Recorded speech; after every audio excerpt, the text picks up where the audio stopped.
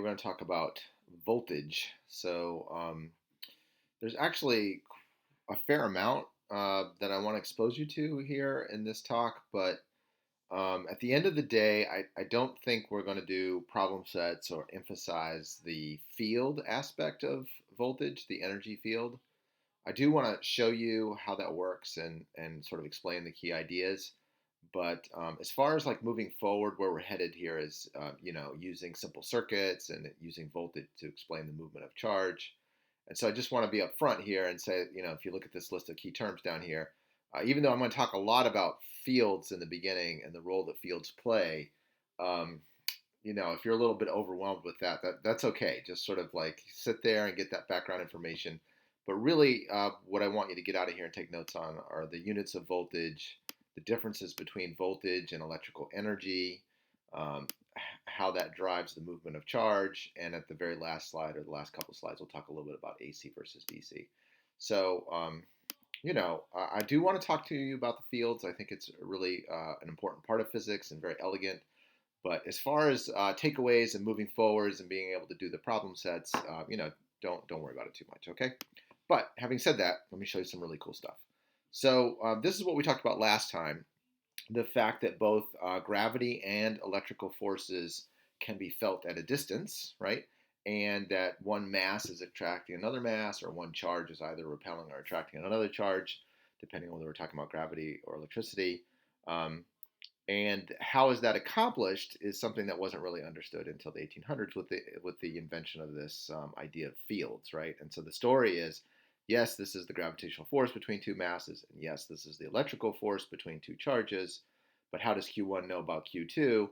Well, or how does M1 know about M2? It's because the first one to arrive on the scene, the so-called source charge, sets up an electric field that looks like this at all points in space, defined by their location r away from that charge. Likewise, in gravity, of course, the first m to arrive on the scene is the source mass, and it's setting up a gravitational field at all points in space around it. And then when the second charge comes in, how does it feel that force? Well, it doesn't actually evaluate Coulomb's law. The second charge actually just responds to the electric field at its location, right? So the electric field exists because of the other charge, and you're responding to the electric field at your location. Same thing for gravity, right?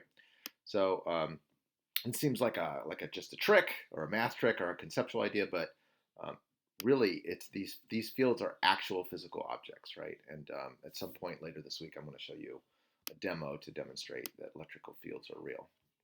All right, so that's a quick review of what we talked about last time, the relationship between gravitational electrical forces and how they come about from fields, right? So that's also going to be true for energies, right? And this is where voltage comes in. So just like we had a universal gravitational force, there's a universal gravitational potential energy. And likewise, no surprise, the electrical potential energy also has a universal function that looks just like the gravity one, right? Now, we didn't actually use this gravitational potential energy very much this year in physics because we used a simplified version, MGH, right? And I'll show you a little bit later on how that comes about. But this is the universal function. And just like we said in fields, in forces, the forces come about from a field. Well, how is the energy present? Where does the energy come from? And it's the same idea. So the first charge to arrive on the scene is going to set up an electrical potential field, uh, and that field is spread out in space around it. And then the second charge, when it arrives, is actually responding to the electric potential field, right? And same thing for gravity, right? So in gravity, the first mass arrives, sets up a gravitational potential field all around it. And then when the second mass arrives, it is actually sitting inside of that gravitational potential field, and that's how it feels. That's how it knows it has energy, right? So it's an analogy to this slide where we're talking about fields giving rise to forces. We can also talk about how energy comes from fields also, right? And this is where the voltage comes in. You can see it lurking down here. That's why we're using a V to talk about the electrical potential. All right, this is a really cool idea, but I think I'm just going to skip it. If you really want to nerd out, you can just freeze here and read this slide, but I'm going to skip it for now. All right, so we actually looked at equipotential lines last week when you were drawing the electrical field lines, right? That's what these blue arrows are. and I showed you this slide before, I think, and you created this in the PhET lab. We also had you look at what these dotted lines are, and these dotted lines are called equipotential lines, meaning equal potential, right? So we're talking about electrical potential. So if you were to trace out this black dotted line here, that means, let's say, if it's 5 volts, then it's 5 volts everywhere, right? And so that's giving you an idea about the energy level, right? If you were to put a charge here, not only the electric field line is telling you the direction the force would be on it, and the dotted equipotential line is telling you about the energy potential. And so if you were to put a second charge there, that line would tell you how many joules it would have, right? And so this map is a 2-for-1 deal. It's telling you the lines of force in the electric field, and with these dotted equipotential lines, it's also telling you about the terrain of energy, right? A map, if you will, of the energy, which we'll come back to later. So we know, like as I promised earlier, we didn't really use universal gravitational potential energy. Now, the reason why we didn't use the universal form very often is because we do so many problems right here at the surface of the Earth, where, as you know, we didn't have to use universal gravitational um, force anyway. We just use mg, right? We just simplified the whole thing to say, oh, there's a constant field here. It's 9.8 everywhere, and so we just use this simplified version. So if you can use this simplified force, then you get to use this simplified gravitational potential energy. So it should not surprise you at this point that there is an analogy in the electrical world, right? If the electric field you happen to be moving your charge around is also a constant electric field, then you get a formula that looks just like MGH, right? Where the mass goes to charge, the gravitational field goes to the electric field, and the H and the D are both playing the same role here. It's the meters that you're moving inside of that field, right? And so there's an energy level difference between two different heights in a gravitational field or two different locations, that are separated by a certain number of meters in an electric field. So how can you get these? Well, you already know the answer for gravitational fields. Gravitational fields on the surface of the Earth actually aren't constant, right? They're actually going out radially like this. But if you were to blow up a small section near the surface of the Earth, those lines would be coming in more or less. They would appear parallel to us at that point, right? And parallel lines in electric fields, or parallel lines in fields in general, tell you the field is constant. Remember, we know how weak or strong the field is based on how far apart the field lines are. So since they are the same distance apart everywhere, or they appear to be, we say we have a constant field here at the surface of the Earth. Much harder to do with charges, right? Because charges are so small and they move around so easily. But you can set one up. Here's a situation. It's called a capacitor. We won't get into that right now. But basically, you have a row of charges, equal and opposite charges. You can see at the edges, it's not really going to be a constant field. But in the middle here, in between, in the central area of the plates, you get nice parallel lines, right? And so this would be a location where you could use the idea that you have a constant electric field. All right, I'm going through all this stuff really fast because, like I said, we just want to get you to a certain place where you understand the definition. So here's where we're going to define voltage a little bit more formally, right? So in general, well, not in general, I'm sorry. If we have a constant electric field, then our MGH formula for gravity becomes QED, right? Where Q is the charge that's inside of an electric field that's been set up by other charges that were already there, and D is the distance that you're displacing in there. Now, that formula, just like MGH, only works if you have a constant electric field, right? But there is a way to generalize this, which we never did with gravity, but is done with gravity when you talk about universal gravity. And that is, you know that you're going to place the charge Q inside of a field, and that field in general is going to have different voltages at different points, right? If I go back to one of these more complicated maps, let's see, like right over here. So for instance, if I were to move a charge, say from being on this equipotential line all the way over to this equipotential line, all I really need to know about the change in energy is what was the voltage down here, right? What was the electric potential down here? And what is the electric potential over here? And I can take the difference between those, and that will give me the energy, right? And that's what this formula is. So the delta V, right, is the change in voltage, and then the Q is the charge that's actually moving from one location to another. All right, so V is for voltage. That's a synonym for electric potential. And it is a delta V, just like when we used MGH, it was really a delta H. Remember, the 0 point was arbitrary in gravity. All we really did was care about differences in heights. We have the same thing here. The voltage being 0 is also arbitrary. All we really care about is the change in voltage. there's a lot of synonyms for voltage. Let me just run through these, right? So basically, the most important thing, though, is the unit, right? So the unit is defined by this equation. This is an energy on the left-hand side, so that is joules. Charge is measured in coulombs, so that gives us our voltage relationship. It must be a joule per coulomb, right? It's a scalar because it's related to energy. Here are some of the synonyms that I've heard. I mean, people say all kinds of stuff for voltage, right? But people call it potential. That but that is a little bit ambiguous, right? Because it could be gravitational potential. But potential is frequently said for electric potential, potential difference, voltage, a voltage drop, right? Because you're going to gain energy when the rock falls from high gravitational potential to low gravitational potential. So same idea for charges. You're going to get energy when it goes from high volts to low volts. The strangest one of all is it's also called an electromotive force, right? Which is really kind of bothersome because it's not a force at all. It's related to energy. But you can think about it as being responsible for moving charges, right? And so that's where it comes from sometimes. So these are all synonyms. Notice that none of them contain the word energy, right? It's related to energy, but it is not a joule. It is a joule per coulomb. It's the potential to have energy. Just like little g, 9.8 newtons per kilogram, is not a force until you put a rock in there. The voltage doesn't give you energy until you put a charge in there. All right, so that is what this slide is really about, is about this confusion between electrical potential energy and electrical potential, right?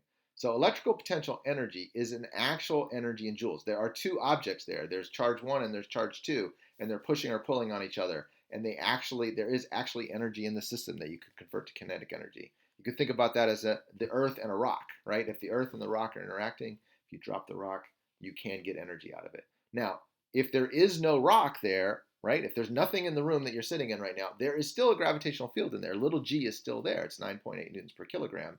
But there isn't a force because there's no object to apply the gravitational field to, right? And so the same thing for electricity. There is an energy field in the room. That's the electric potential or the voltage. But there's no energy until you actually introduce the second charge in there, right? So for forces, we talk about I can have a force of newtons on a second charge. But even without the second charge, I can talk about the electric field in the room, and that would be newtons per coulomb, telling you how much force there would be per charge, right? So now what voltage is we're talking about the same thing, but for energy, right? If there's a second charge, there's an energy in joules. But even if I don't put a second charge in the room, there's a field in the room that gives you energy, right? And so that's joules per coulomb, right? So on the right-hand side here, we have things that are related to fields. And on the left-hand side, we have our old friends, actual forces and actual energies. And it is this bottom right, this energy field for electricity. That's what voltage is. Okay, so here's a really interesting way to think about, a more powerful way to think about mapping out electric fields and equipotential lines, right? So this is like the 2D version back here, where we just have dotted lines, and the dotted lines have various values. Here we're making a contour map out of it, right? So the red here is, these are high voltages, right? So there must be a positive charge somewhere in here creating all these big positive voltages. And you can see these white lines are like the electric field lines, right? And then the height goes negative here where the green is. So that means I've got probably a negative charge down here in the bottom creating this well, creating all these negative voltages, right? So the height in this map, of this contour map, is the voltage, and these white lines are the electric field lines.